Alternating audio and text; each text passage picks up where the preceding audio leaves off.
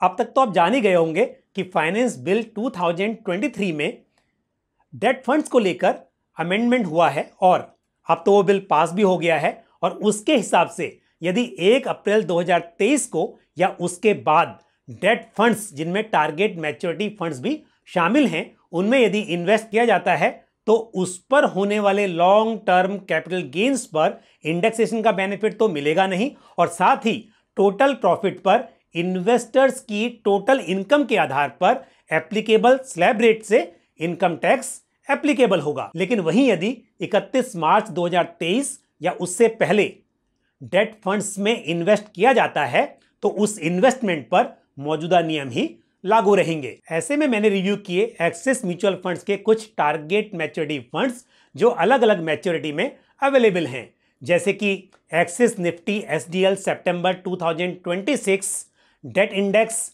Axis CRISIL IBX 50/50 gilt plus SDL June 2028 index, Axis Nifty G Sec September 2032 index और बाकी भी आप यहां पर देख सकते हैं। टारगेट मैच्योरिटी फंड्स को ट्रेडिशनल इन्वेस्टमेंट्स का एक बेहतर विकल्प माना जा सकता है। Target maturity funds government securities, state development loan और पीएसयू बॉन्ड्स में इन्वेस्ट करते हैं, इसलिए इन फंड्स में क्रेडिट रिस्क रिलेटिवली कम होता है। साथ ही टारगेट मैच्योरिटी फंड की यूनिट्स को इन्वेस्ट करने के मिनिमम 3 साल के बाद यदि रिडीम किया जाता है तो मौजूदा नियमों के तहत उस इन्वेस्टमेंट पर होने वाले लॉन्ग टर्म कैपिटल गेन्स पर इंडेक्सेशन का बेनिफिट मिलता है और साथ ही उस लॉन्ग टर्म कैपिटल गेन्स पर 20% के स्पेशल रेट से इनकम टैक्स एप्लीकेबल होता है, जो टारगेट मैच्योरिटी फंड्स में इन्वेस्टमेंट को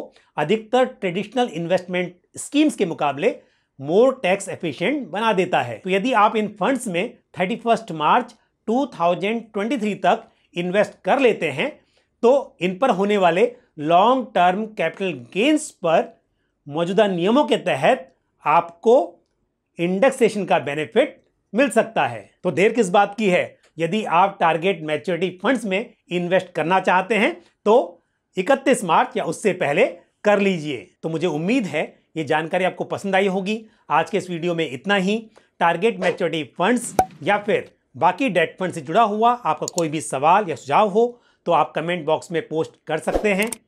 इसी के साथ मुझे दीजिए इजाजत, अगले वीडियो में फिर आपसे मुलाकात होगी। थैंक यू, जय हिंद। म्यूचुअल फंड निवेश बाजार जोखिमों के अधीन है। योजना से संबंधित सभी दस्तावेजों को ध्यान से पढ़ें।